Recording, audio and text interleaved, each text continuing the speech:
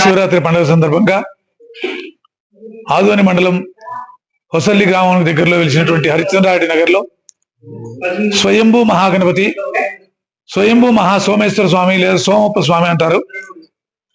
ఇక్కడ విగ్రహాలు చెక్కినవి కాదు, తయారు చేసినవి కాదు.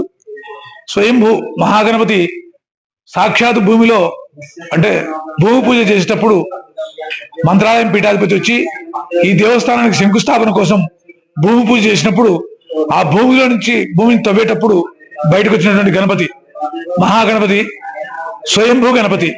అలాగే ఇక్కడ ఉన్నటువంటి విగ్రహం ఈశ్వరుడు కూడా త్రిమూర్తి స్వరూపముతో, బ్రహ్మ విష్ణు మహేశ్వర స్వరూపముతో, తలపైన 3 ముఖాలతో కలిగి సోమేశ్వరుడుగా ఉన్నాడు. ఇవి కూడా స్వయంభూగా వెలిసినటువంటి విగ్రహాలే, చెక్కినటువంటి విగ్రహాలు కాదు. అందువల్ల ఇక్కడ మహాపవిత్రమైనటువంటి ఈ క్షేత్రంలో నిరంతరము ప్రతిరోజు కూడా మహాన్యాసపూర్వక ఏకాదశ రుద్రాభిషేకాలు, పుష్పార్చనలు మొదలైన కార్యక్రమాలు జరుగుతూ ఉంటాయి. అలాగే నిత్యాన్నదానం కూడా ఈ క్షేత్రంలో జరగడం చాలా విశేషం. భక్తులందరూ కూడా ఎక్కువ సంఖ్యలో ఈ క్షేత్రానికి వచ్చి వాళ్ళ మొక్కులు తీర్చుకుంటూ ఉంటారు.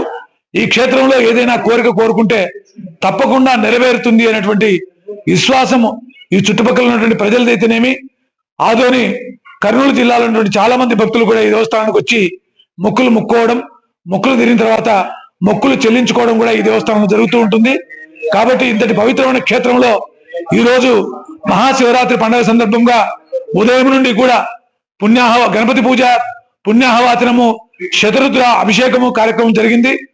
మళ్ళీ సాయంకాలము 6 గంటలకు ప్రారంభించి శతరుద్రాభిషేకం జరిగిన పిమ్మట పార్వతీ పరమేశ్వరులకు లింగోద్భవ కాలమునందు 12 గంటల రాత్రి 12 గంటల సమయంలో పార్వతీ పరమేశ్వరు యొక్క కళ్యాణ మహోత్సవ కార్యక్రమంగా ఉంటుంది. భక్తాదులు కూడా విరివిగా వస్తారు. చాలా మంది వచ్చి ఈ కళ్యాణ మహోత్సవ కార్యక్రమంలో కూడా పాల్గొంటారు.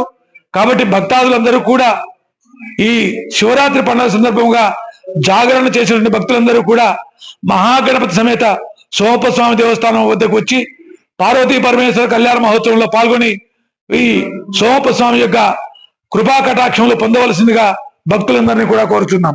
నా పేరు మధుసూదన శర్మ, ఈ దేవస్థానం యొక్క ప్రధాన అర్చకులు.